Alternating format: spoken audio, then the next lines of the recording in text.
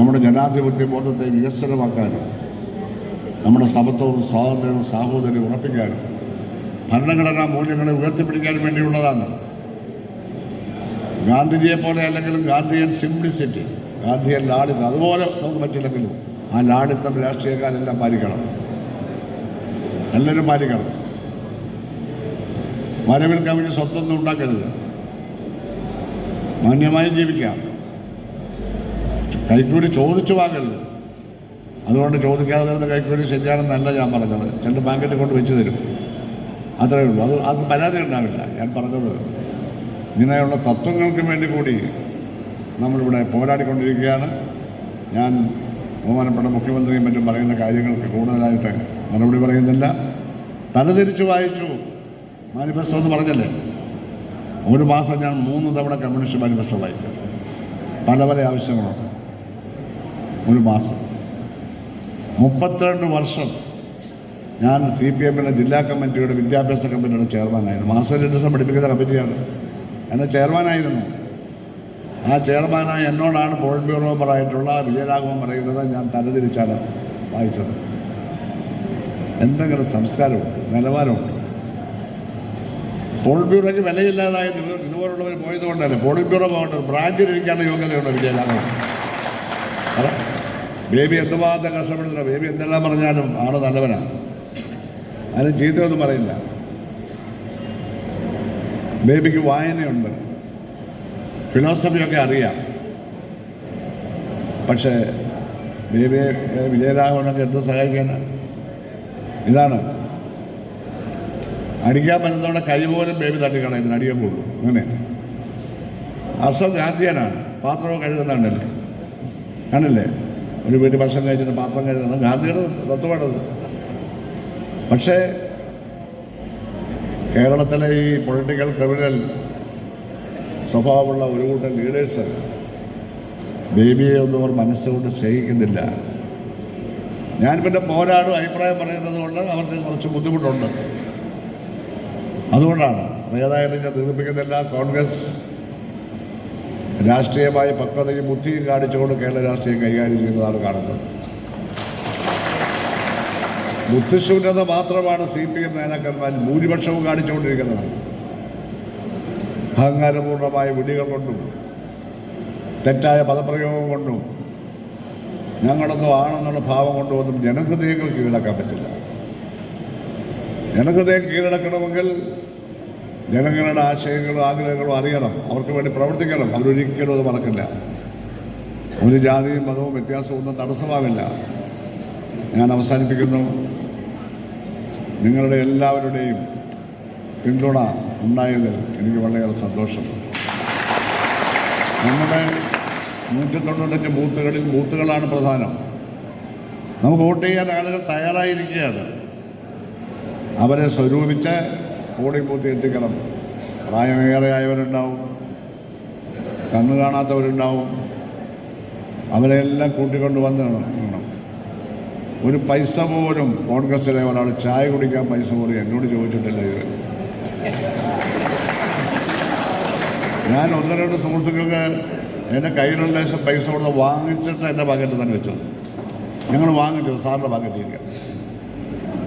അതാണ്, അതൊരു വലിയ സംസ്കാരമാണ്. കോൺഗ്രസിനെ പറ്റി പറഞ്ഞു കേട്ടതൊന്നും അല്ല. പല കഥകളും കേട്ടിട്ടുണ്ടല്ലോ, അതൊന്നുമല്ല. എന്തായാലും അമ്പലപ്പുഴയിലെ കോൺഗ്രസിനെ പറ്റി എനിക്ക് ബോധ്യമായി. അതല്ല, അവർ നിസ്വാർത്ഥരാണ്. ഇതിൻ്റെയായിരിക്കും എല്ലായിടത്തെയും ഇവിടെ കരുതുക. അവസാനമായും ക്രിമിനൽ പൊളിറ്റിക്കൽ ക്രിമിനൽസത്തിൻ്റെ ഏറ്റവും വലിയ ഉദാഹരണമാണ് നമ്മുടെ മണ്ഡലത്തിന് വെളിയിലുള്ള ഒരു സുധാകരനെ കൊണ്ടുവന്ന സുധാകരൻ കുഴിയിൽ, അതോ വെളിയിലോ? കാരണം കുഴിയിലാണ് വെളിയിലാണ്. കുഴിയിലെന്നോ വെളിയിലെന്നോ ഉണ്ട്. അതിൻ്റെ കൂടെ നോമിനേഷൻ കൊടുത്തു. 2:45 എൻ്റെ ചീഫ് ഏജൻ്റായിട്ടുള്ള സനൽകുമാർ അഫിഡവിറ്റ് അവസാനം എല്ലാം റെഡിയാക്കിയിട്ട് ഇറങ്ങിപ്പോയി. പിന്നെ 15 മിനിറ്റേ ഉള്ളൂ. ആ 15 മിനിറ്റിനുള്ളിൽ MLA ഈ സുധാകരൻ കുഴിയിലിനെ കൊണ്ട് അങ്ങോട്ട് ചേരുകയാണ്, നോമിനേഷൻ കൊണ്ട് കൊടുക്കുക. അപരൻ അത് കൊടുത്തു. ഇത് സ്കൂട്ടണി ആയിരുന്നു.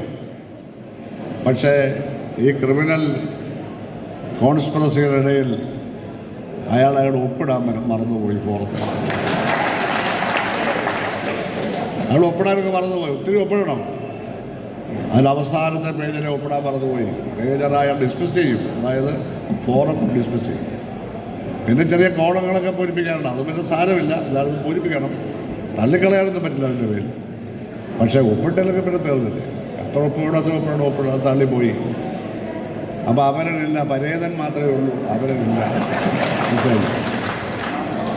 അപ്പോൾ നമ്മുടെ ജനകീയ സഹോദരനും പിന്നെ BJPയും CPMഉം ഇത്തരം സ്ഥാനാർത്ഥികളെ ഉള്ളൂ, വേറെ ആരും ഇല്ലെന്നതിന് തോന്നുന്നു. വീണ്ടും ഉണ്ടോ? 3 പേരുണ്ടോ? 8 പേരുണ്ടോ? എത്ര മൊത്തം എത്ര? 4 പേര്. 4 പേരേ ഉള്ളൂ. SUC. അപ്പോൾ നമ്മൾ ചിഹ്നമൊക്കെ എഴുതി കൊടുത്ത പക്ഷേ ചില ചിഹ്നങ്ങൾ ഓരോ പാർട്ടിക്കാർക്ക് പണ്ടേ കൊടുത്തു. അതെന്തായാലും റിട്ടേണിംഗ് കമ്മീഷൻ തീരുമാനിച്ചോളട്ടെ. നമ്മൾ എഴുതി കൊടുത്തതെല്ലാം വേറെ ഒന്ന് കൊണ്ടുപോയാൽ അവരൊരു ചിഹ്നം തരും, അത് നമ്മൾ പ്രചരിപ്പിക്കും, നല്ലതുപോലെ എല്ലായിടത്തും വയ്ക്കും. ഏതായാലും നമ്മളെ ഒരു ചരിത്രം ഇവിടെ കുറിക്കും. വേണുഗോപാൽ പറഞ്ഞതാണ് ശരി. കേരള രാഷ്ട്രീയം തന്നെ പലതരത്തിലും രാഷ്ട്രീയ മേഖല പുനഃസംഘടിപ്പിക്കപ്പെടും. ജനങ്ങളുടെ വിശ്വാസം വർദ്ധിക്കും. അഹങ്കാരത്തിനും അഴിമതിക്കും അപ്പത്തരത്തിനും ഭീരുക്കളാണ്. മിണ്ടാതിരിക്കുന്നവർ കുറ്റവാളികളെ സംരക്ഷിക്കുന്നവരാണ്. തുറന്ന അഭിപ്രായം പറയണം. അങ്ങനെ തുറന്ന അഭിപ്രായം പറഞ്ഞാൽ അവരവരുടെ പ്രസ്ഥാനവും നന്നാവും, സമൂഹവും നന്നാവും. ഞാനതുകൊണ്ടാണ് തുറന്ന അഭിപ്രായം പറയാൻ തയ്യാറായത്. എനിക്ക് വേണ്ടി മാത്രമല്ല, ഈ നാടിന് വേണ്ടിയാണ്, നമുക്കെല്ലാം വേണ്ടിയാണ്.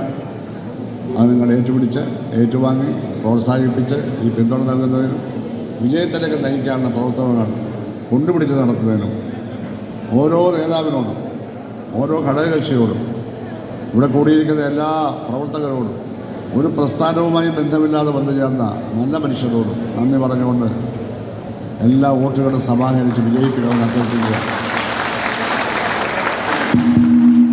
അവസാനം ലാസ്റ്റ് വേണ്ടി ഞാൻ പറയുകയാണ്, ഇത്തവണ വോട്ട് കുറച്ച് കുറവാണ്. ടോട്ടൽ 1,70,000 വെച്ചേ ഉള്ളൂ. കഴിഞ്ഞ 2 ലക്ഷത്തിന് മുകളിലായിരുന്നു. 1.7 lakhs 1,70,000 ഉള്ളതാണ് തോന്നുന്നത്. 85% വോട്ട് നടക്കുന്നു. 80% സാധാരണ വോട്ട് നടക്കുന്നു എന്ന് നമ്മൾ സങ്കല്പിക്കുകയാണെങ്കിൽ എത്രയാണ്? 90,000 വോട്ട് പോൾ ചെയ്യപ്പെടും. ആ പോൾ ചെയ്യപ്പെടുന്നതിൽ ഏതാണ്ട് 90,000 വോട്ടല്ല, 85% പോൾ ചെയ്യപ്പെടുകയാണെങ്കിൽ 155 അധികം 58 1,43,000 വോട്ട് പോൾ ചെയ്യപ്പെടും. നമുക്ക് ഏതാണ്ട് 90,000 വോട്ട് കിട്ടും. കോൺഗ്രസിന് 50,000 വോട്ട്, അതൊന്നും കുറയാതെ നിങ്ങൾ നോക്കിക്കോണം. BJPയിൽ നിന്ന് ഒരു 5,000 കുറയാതെ വരും, അത് ഉറപ്പായിട്ട് വരും. കാരണം അവരാരും RSS ഐഡിയോളജിക്കാരല്ല, അവർ വേറെ ചില ചിന്താഗതികളൊക്കെ കൊടുക്കുന്നതാണ്. ചില നായർ കുടുംബങ്ങളിലൊക്കെ ആളുകൾ ഇത് ഹിന്ദുക്കളുടെ പാർട്ടിയാണെന്ന് പറഞ്ഞ് അങ്ങോട്ട് കൊടുക്കുന്നത്, അവർക്ക് RSSമായിട്ടൊന്നും യാതൊരു ബന്ധമില്ല. പിന്നെ CPMൻ്റെ 40,000 വോട്ടിൽ കൂടുതലൊന്നും ഞാൻ അവകാശം 15,000 വോട്ട് എന്തായാലും ഇരിക്കും, ചിലപ്പോൾ കൂടുതൽ കിട്ടും. പിന്നെ ഒരു പാർട്ടിയിലും ഇല്ലാത്ത 10,000 വോട്ടുണ്ട്, അത് മൊത്തം ഇരിക്കും. ഇതെല്ലാം കൂടെ കൂട്ടുമ്പോൾ 90,000 വോട്ട് വരും. 90,000 വോട്ട് വരുമ്പോൾ 1,00,000 ഉള്ളൂ. 40,000 അപ്പുറത്ത് കിട്ടിയാൽ 1,00,000 വോട്ട് നമ്മൾ ചെയ്യും. അതൊരു ചരിത്രമായിരിക്കും. ഇതെല്ലാം വള്ളിപുള്ളി വ്യത്യാസമില്ലാതെ സാക്ഷാത്കരിക്കപ്പെടുമെന്നല്ല. വോട്ടിൻ്റെ കണക്ക് ഇങ്ങനെയാണ് കിടക്കുന്നത്. നിഷ്പക്ഷപതികൾ ആരും LDF കാൻഡിഡേറ്റ് വോട്ട് ചെയ്യത്തില്ല. എന്തിനു ചെയ്യണം? അതാണ് ഞാൻ പറഞ്ഞത്. അങ്ങനെയുള്ള അനുകൂലമായ സാഹചര്യത്തിൽ കണക്കുകൾ പിഴയ്ക്കാതിരിക്കാൻ ബൂത്ത് അടിസ്ഥാനത്തിൽ എല്ലാ കാര്യങ്ങളും മനസ്സിലാക്കി ഗംഭീരമായ ഒരു രാഷ്ട്രീയ യുദ്ധം ഇവിടെ നടക്കട്ടെ. ഒരു തുള്ളി ചോര പോലും വീഴാതെയുള്ള ഒരു യുദ്ധമായിരിക്കും ഇത്. ഈ ജനാധിപത്യത്തിൻ്റെ പരിശുദ്ധിയുടെ യുദ്ധമാണ്. കോൺഗ്രസിൻ്റെ മഹനീയമായ മൂല്യങ്ങൾ ഉയർത്തിപ്പിടിക്കുന്ന പ്രവർത്തകർ നടന്ന ത്യാഗപൂർണ്ണമായ പ്രവർത്തനമാണ്. വിപ്ലവ പ്രസ്ഥാനത്തിൽ 6 പതിറ്റാണ്ടിലേറെ പ്രവർത്തിച്ച് എനിക്ക് കിട്ടിയ അനുഭവങ്ങൾ അതിൽ സമ്മേളിക്കുമ്പോൾ അതിന് മറ്റൊരു അമാൽഗമേഷൻ വരും. ഒരു പുതിയ അമാൽഗമേഷൻ ആയിരിക്കും അത്. നമുക്കങ്ങനെ ചരിത്ര വിജയം നേടാം എന്ന് അഭ്യർത്ഥിച്ചുകൊണ്ട് എല്ലാവരുടെയും വോട്ട് അഭ്യർത്ഥിച്ചുകൊണ്ട് എൻ്റെ വാക്ക് അവസാനിപ്പിക്കുന്നു. നമസ്കാരം. പ്രിയമുള്ളവർ,